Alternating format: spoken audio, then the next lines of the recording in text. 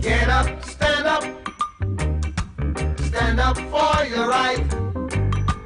Get up, stand up for your right. Get up, stand up. Togo debout, luttons sans défaillance, vainquons ou mourons, mais dans la dignité. Grand Dieu, toi seul nous as exaltés. Togoléens, bâtissons la cité. Bonjour et merci d'être venus nombreux. Nous souhaitons tout d'abord la bienvenue à notre président national, M. Fabre. Et avant ce meeting, s'est tenue l'élection du bureau de la Fédération internationale de l'ANC, qui est représenté à cette table par M. Bawa, son président, et par M. Dido Brassier, son secrétaire général. Le président national de l'ANC, cher Jean-Pierre Fabre, Monsieur le secrétaire général adjoint de l'ANC, cher André Thiera, Monsieur le secrétaire général, cher ami Dido, en octobre 2010, devant la crise aiguë que traversait l'Union des forces de changement et face à la profonde déception éprouvée par la très grande majorité des membres et des sympathisants de ce parti, les dirigeants restés fidèles aux valeurs et aux principes démocratiques ont décidé de créer l'Alliance nationale pour le changement, afin de poursuivre le combat de la liberté et de la dignité, engagé depuis plus de 4 décennies. Et dans l'intervalle de 4 mois, l'ANC est devenu le parti qui porte désormais la nouvelle espérance qui fera du Togo une nation arc-en-ciel, fière de son héritage légué par les héros et les pères de notre indépendance. Une nation fière des valeurs de solidarité, de démocratie qui respecte les droits de l'homme. Une nation fière de la diversité de son tissu social et culturel. Une nation déterminée à œuvrer pour la reconstruction d'un pays uni et prospère. Nous avons dit, pour terminer simplement, pour vous situer ce que nous sommes, le développement, d'accord. L'intérêt général, non. L'intérêt général, bien sûr, mais l'état de droit d'abord au Togo. Voilà le message que nous vous donnons. Et si nous trouvons des partenaires politiques, parce que nous, on se met du côté de la société civile, si nous trouvons des partenaires politiques qui parlent le même langage que nous, de transparence, de combativité, nous pourrons travailler ensemble. Voilà le message que je peux vous apporter. Je suis Philippe Arolupé. Je pense que ceux qui ont campé dans la lutte contre ce régime barbare me connaissent. Parce que j'ai été pendant 20 ans le secrétaire général de MTD, Mouvement Togolais pour la démocratie. Nous faisons partie du cortège des gens qui avaient été condamnés à mort. À l'époque, malheureusement, il y a beaucoup qui sont morts parmi nous. Et depuis la création de l'UFC, j'ai eu beaucoup de demandes d'adhésion à IPKNLA. J'ai refusé systématiquement de participer parce que Gil nous a vraiment trahis à l'époque. Dès l'époque, maintenant tout le monde s'aperçoit que Gil c'était un traître. Je le dis sans embâche pour le dire, ceux qui me connaissent, que Philippe Arolupé l'a dit. Il m'a dit textuellement, Philippe, au lieu que tombe avec les jours. Il n'y a plus rien à l'extérieur. Je remercie beaucoup Jean-Pierre d'avoir tenu. Je peux te dire qu'il y a encore des forces des forces en réserve ici en France pour faire le boulot. On connaît, j'en vois dans la salle. Et c'est des forces, vraiment, la jeunesse. Bon, nous avons dépassé la soixantaine, donc nous aspirons quand même. Parce que bon, je voudrais que ce pays se libère enfin, avant que je ne quitte ce monde. Parce que quoi qu'on dise, Guy-Chris a trahi non seulement le Togo, mais la mémoire de tous ses amis qui sont morts pour le Togo. Je m'appelle Koumatake. Je suis de Djobédan, d'un Djobédan, alors tous les mois. Nous, on sait faire que le jardinage, les bananes, les avocats, on amène à Lomé les bonnes femmes, qu'elles soient du RPT ou bien proches du régime, et ils ont de l'argent, ils achètent nos légumes, qu'ils mettent dans les petits champs conditionnés pour le revendre cher dans les hôtels et tout. Les gens ils viennent à Lomé pour perdre toute leur sueur pour des gens. Qu'est-ce que le parti peut faire pour faire croire, par exemple, au peuple du plateau, de la région des plateaux, pour dire nous sommes avec vous.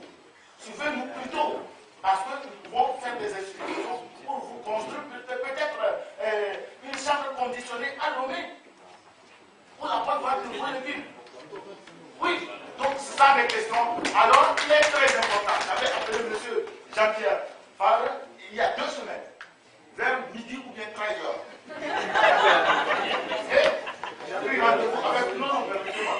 Il est très important que dans vos choix, vous essayez de diagnostiquer les bonnes personnes qui peuvent porter le bon message vers les fermes afin que tout soit clair pour tout le monde, comme quoi le peuple est derrière vous. C'est ma question. Comment un député ne peut ne pas être en contact permanent avec les populations? Ce n'est pas, pour moi, ce n'est pas concevable. Si on était dans une situation normale, où on n'a pas eu traversé toute cette péripétie-là, on serait sur le terrain depuis longtemps.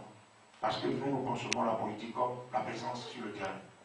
Et moi, je peux vous dire, en 98 comme en 2003, on n'attend pas la période électorale pour faire campagne. Nous avons demandé, avant même qu'on aille aux élections, que la constitution de 92 soit demandée au référendum. Pour que cela soit au moins un acquis. Cela était facile, c'était faisable. Nous ne l'avons pas fait. Donc on parlait de réforme institutionnelle, rien n'a été fait. Et bientôt on va recommencer par parler de ça jusqu'à ce qu'on aille encore aux élections législatives. Et déjà, le flag risque d'être fissuré, disons-le. Parce que lorsqu'on va annoncer la candidature pour les élections législatives, il y aura un réflexe. Les gens vont se replier sur les partis. La ANC va penser avoir des candidats. L'UFC aussi. Susso qui va se transformer peut-être en parti politique aussi. Elle l'a dit aussi, avec des propos déjà contradictoires entre les responsables de partis politiques. Bref, je ne vais pas m'utiliser là-dessus. Mais je voudrais au moins qu'on dise à M. Favre que ce que vous avez fait jusqu'alors n'a rien donné.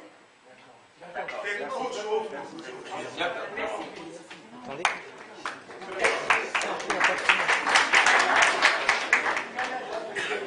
Monsieur Aoumé. C'est Aoumé Kokou Nicolas. Et d'abord, je vais remercier M. Favre pour son intervention parce qu'il a au moins expliqué aux Togolais présents ici aujourd'hui que n'importe où vous êtes, vous pouvez continuer la lutte. Ce n'est pas seulement être sur le terrain. Parce que si nous prenons même l'exemple, l'appel historique de la France par De Gaulle n'était pas en France avant de lancer l'appel. Et également pour ceux qui disent également qu'il faut une détermination, comme en Algérie, en Côte d'Ivoire, quelqu'un me m'a donné l'exemple de la Côte d'Ivoire, moi je lui réponds qu'il y en a plus au Togo. Applaudez. Baja. Applaudez. Baja. Et comme des vies communes, voilà, nous possibilité qu'il y a modo la bouée, modo avion, on va voter, on va nani, non, on a mis nos possibilités en haut. Bien, vous me dites, mi passe à l'UFC d'eau, au Belgique, pendant 1000 ans sur les frontières, il n'y a pas dit, il y a pas après, on fait l'élection, on a mis China d'accord, mi le mot dominant, mi coco de Tcharasi, UFC Baja. Après, à UFC, elle va d'assimiler. L'affrontement quarantenaire RPT qui avait tant lui au Togo, selon ce qu'on me dit à Bruxelles, cet affrontement-là a cessé. Et puis je dis non. En fait, si ça a cessé avec l'UFC, ça a repris de plus belle avec l'AFC. Et moi je réponds, en fait, je disais, toute proportion gardée. Si l'accord entre De Klerk et Mandela avait abouti à un renforcement de l'apartheid au lieu de son élimination, on pourrait toujours s'interroger. Mais on nous dit que M. Olympio a signé un accord, et l'accord a renforcé les violations des droits de l'homme, les violations de la Constitution, alors je ne sais pas à quoi ça sert.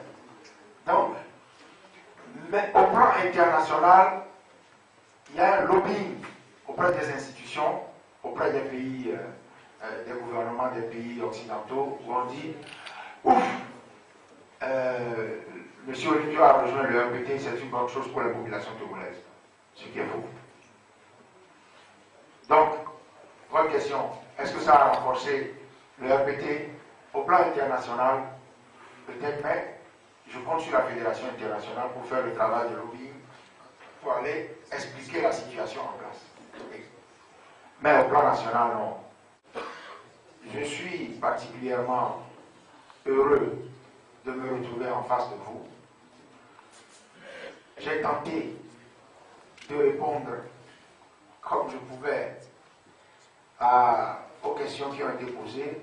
Évidemment, certaines sont difficiles.